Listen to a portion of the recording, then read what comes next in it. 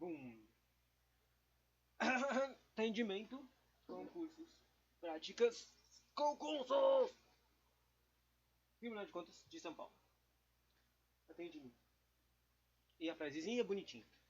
Vou passar no concurso do Tribunal de Contas no município de São Paulo e serei nomeado o mais rápido possível e minha vida vai melhorar muito. Yay! Também vou abrir o terceiro olho e o on. Vamos lá. Agora eu vou ler sobre os componentes dos processos de comunicação, que é o básico que cai em todos os concursos de atendimento que fala aparecer alguma questão de comunicação, e os problemas e barreiras de comunicação. Esses são os pontos principais das coisas de comunicação e atendimento, né? Vamos primeiro ler os nomes das coisas para ficar bonitinho. Se pergunte o que é consonância, o que é dissonância, o que é sistema cognitivo, o que é falta de empatia, o que é estereotipagem, o que é negação, o que é racionalização, o que é comunicação multicultural, o que é medo de comunicação, o que é nível, o que é nível popular, o que é nível familiar, o que é nível popular, o que é nível familiar, o que é nível culto, o que é linguagem, o que é emoções, o que são silêncio, o que é distorção, o que é omissão, o que é sobrecarga de informação, o que é percepção seletiva, o que é filtragem. Esses são tipos de barreiras de comunicação. Depois se pergunte o que são as naturezas e origens.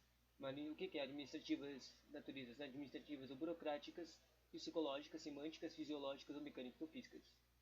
Depois se pergunte barreiras na comunicação de fonte, transmissão ou receptor. Depois se pergunte o que é o nível tecnológico, o que é o nível organizacional, o que é o nível interpessoal, o que é o nível intrapessoal. Diferentes níveis de análise. Depois se pergunte quais são as etapas de que vem o que vem depois. Poderíamos chegar ao seguinte desenho. O que é redundância, o que é feedback. Depois dos componentes de comunicação, pergunte-se o que é emissor ou fonte, o que é canal de transmissor, o que é codificação, o que é mensagem, o que é e-mail, o que é decodificação, o que é receptor, o que é resposta, o que é feedback e o que é ruído.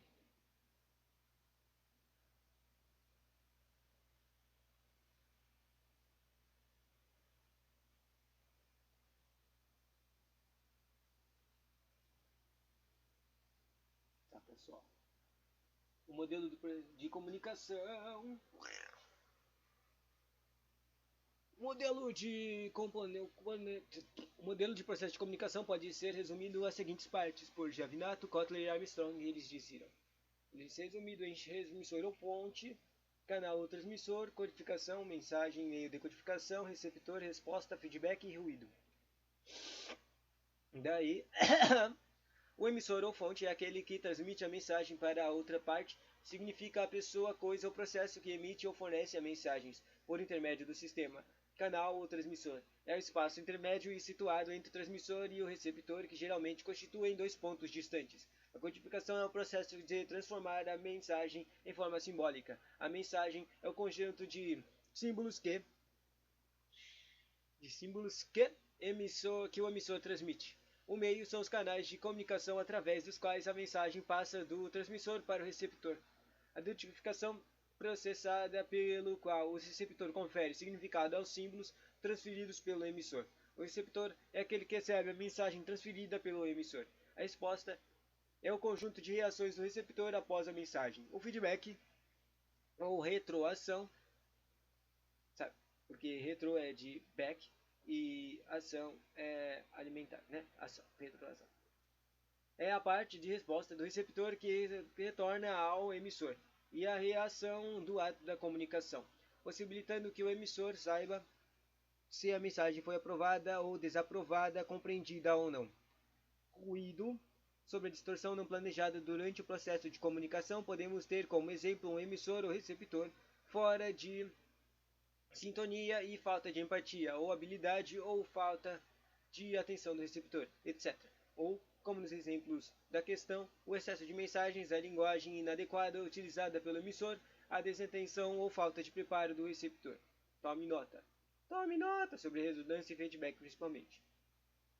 São formas de compensar os problemas resultantes de ruídos nos processos de comunicação. A redundância, que é todo elemento da mensagem que não traz nenhuma informação nova, e é um recurso utilizado para chamar a atenção e eliminar possíveis ruídos. Nesse sentido, deve-se repetir as informações julgadas essenciais à compreensão do receptor.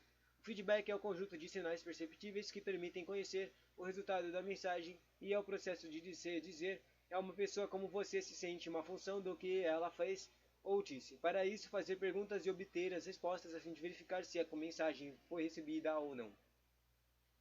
Se fôssemos esquematizar essas partes de em etapas, algo do tipo o que vem antes e o que vem depois, poderíamos chegar ao seguinte: etapa 1, etapa 2, etapa 3, etapa 4, 5, 6. Chegando, etapa 1. 1. Desenvolver a ideia do pensamento. 2. Codificar a ideia em palavras adequadas. Terceiro, você transmite essa ideia que você codificou. Quarto, é permitir que a outra pessoa receba a mensagem. 5. Daí começa a coisa que é a própria pessoa que recebeu. Ela começa desde codificar a mensagem pelo receptor, da mensagem do recebedor. E sexto, ela o uso da mensagem pelo receptor. Uso da mensagem pelo receptor. Agora eu entendi, essa é a última etapa não. Interessante destacar que Robbins relata que para que uma mensagem seja decodificada corretamente pelo receptor é preciso avaliar a riqueza do canal escolhido para a disseminação da mensagem. O fator preponderante para a escolha do canal é a acessibilidade do tipo de informação que será mencionada, segundo o autor.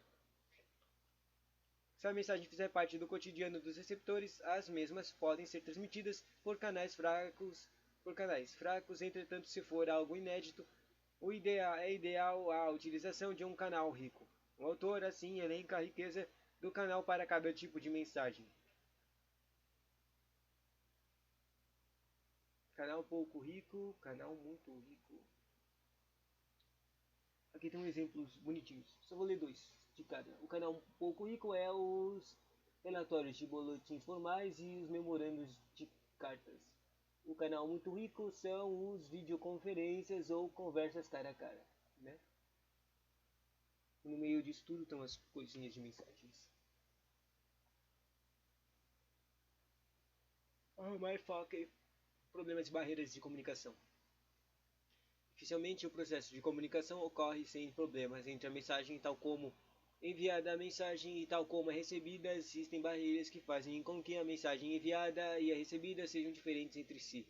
Problemas ou barreiras, portanto, são problemas que interferem na comunicação e a dificultam. Enfim, são ruídos que prejudicam a eficácia comunicativa.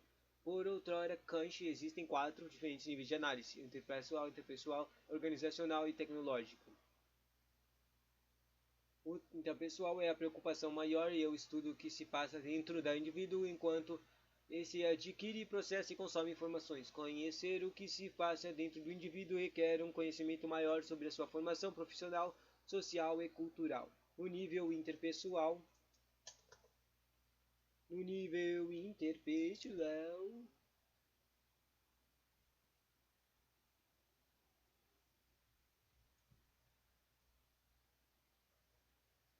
nível interpessoal, a preocupação maior é o estudo do que se passa dentro do indivíduo. Enquanto esse adquire, processa e consome informações, conhecer o que se passa dentro do indivíduo requer um conhecimento maior sobre a sua formação profissional, social e cultural. Dentro e intra. Inter se analisa, normalmente às vezes tem questões de atendimento e outras coisas, liderança e as gestão de pessoas, que aparecem essas coisas de intra e interpessoal. E as pegadinhas é que as pessoas não confundem as coisas de intra e inter. O intra é dentro.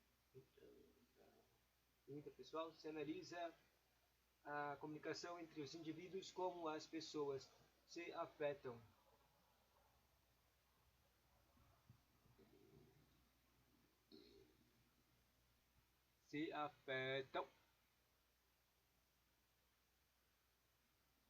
Como as pessoas se afetam mutuamente, assim regulam e controlam-se uns aos outros, entre pessoas. O intra é dentro da pessoa, entrando, e o inter é entre pessoas.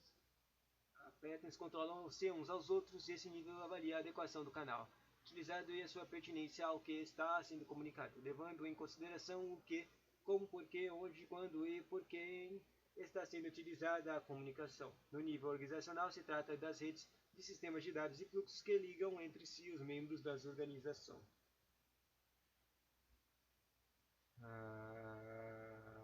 Que leva para onde e quando por membros da organização e desce com o meio ambiente. Esse é organizacional. Ou seja, nesse nível é analisada a comunicação entre cliente interno e externo, assim como a comunicação utilizada para fornecedores. Legal. Prestadores de serviços e outros que necessitam de informações da organização evidenciada. E a tecnológica, o centro de atenção recai na utilização de equipamentos mecânicos e eletrônicos nos programas formais para produzir, armazenar e processar, traduzir e distribuir informações.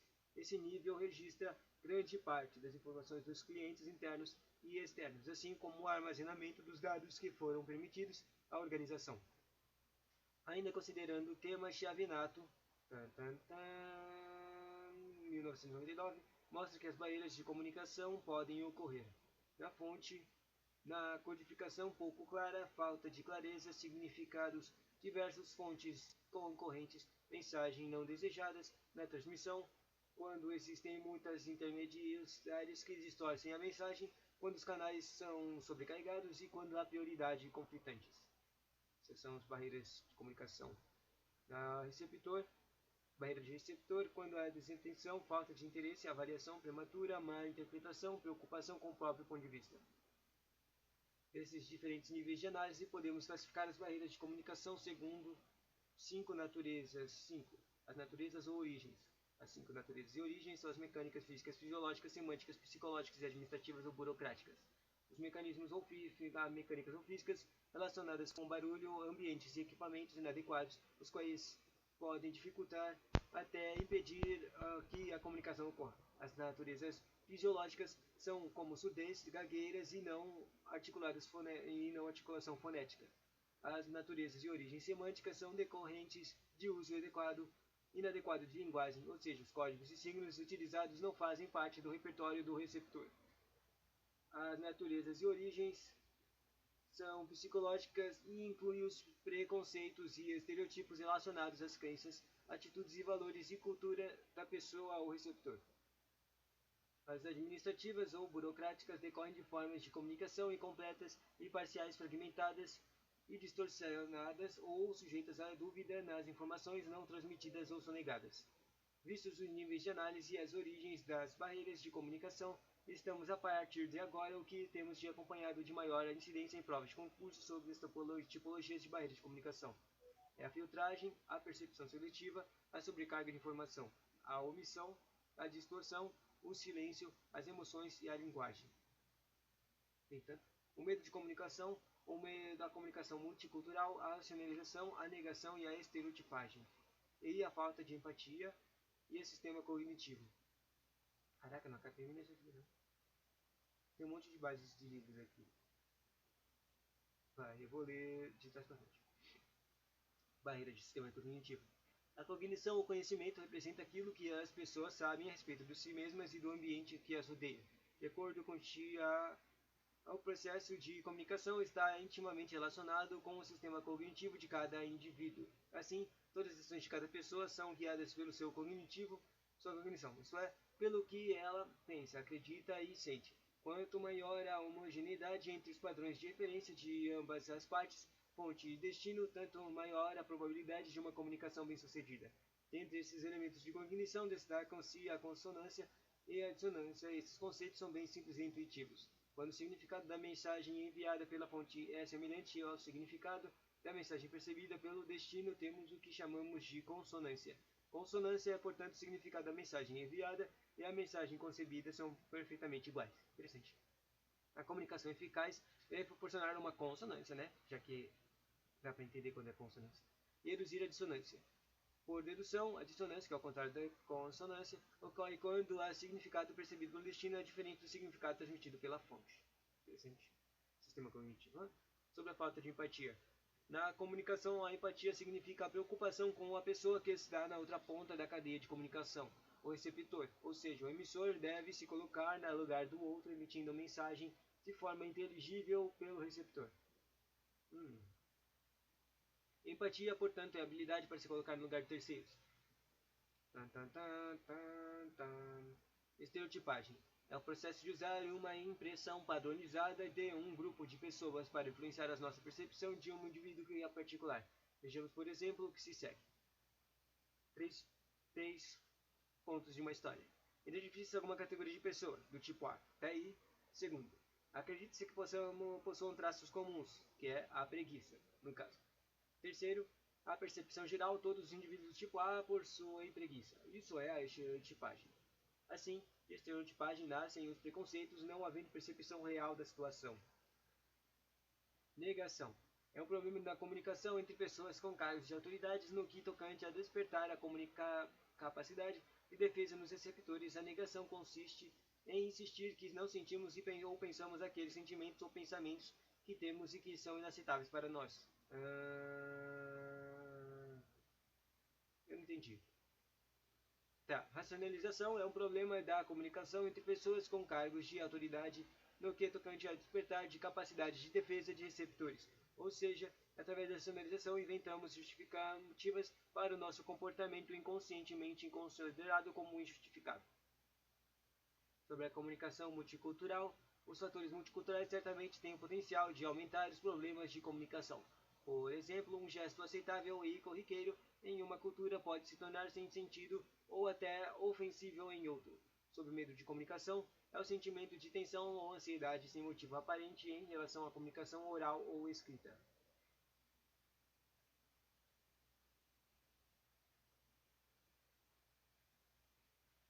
Sobre a linguagem, as palavras têm significados diferentes para pessoas diferentes. A idade, a educação e o histórico cultural são as três variáveis mais óbvias que influenciam as linguagens usadas por uma pessoa e as definições que elas dão às palavras. Note aí para a banca. FCC. A linguagem é o elemento fundamental para a sobrevivência de um grupo. Ainda a banca considera três níveis: o nível culto, o nível familiar e o coloquial de linguagem, e o nível popular.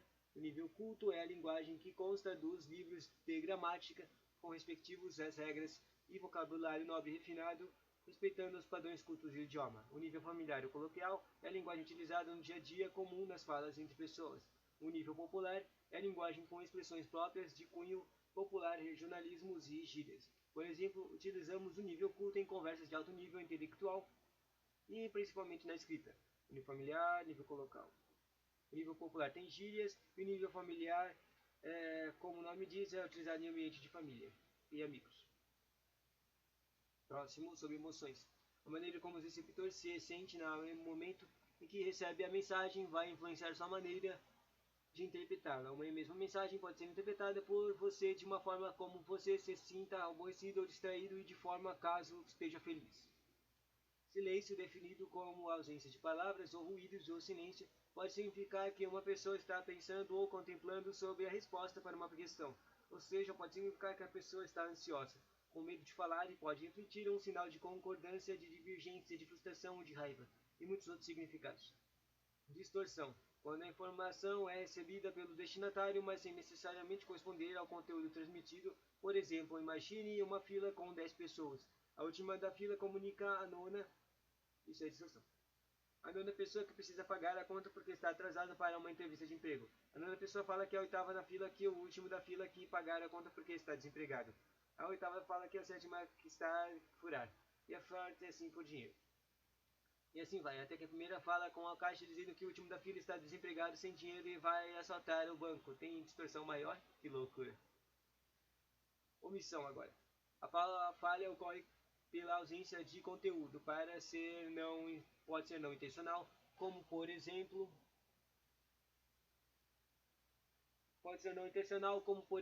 quando o diretor de departamento de tecnologia de informação decide comunicar os conhecimentos de seus subordinados, os quais têm as mais diversas informações. Apesar de boa vontade em passar o conteúdo, haverá integrantes da equipe que não vão conseguir captar o conhecimento. Ainda pode ser intencional quando a omissão ocorre porque o emitente não deseja passar todo o conhecimento. Sobre sobrecarga de informação.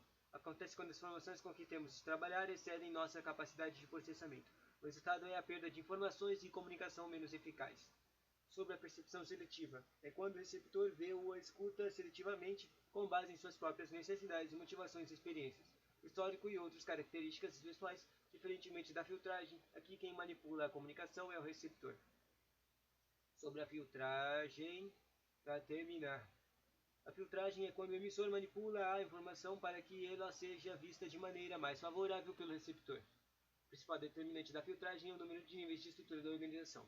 Assim, quanto maior o número de níveis verticais, mais oportunidades para a ocorrência de uma filtragem. Por exemplo, fatores como o medo de dar más notícias ou o desejo de sempre agradar ao chefe levam os funcionários a dizer superiores justamente aquilo que eles acreditam que os chefes querem ouvir, e isso acontece causa uma distorção, distorcendo assim a comunicação ascendente. E assim termina os processos de barreiras e processos básicos de comunicação, né?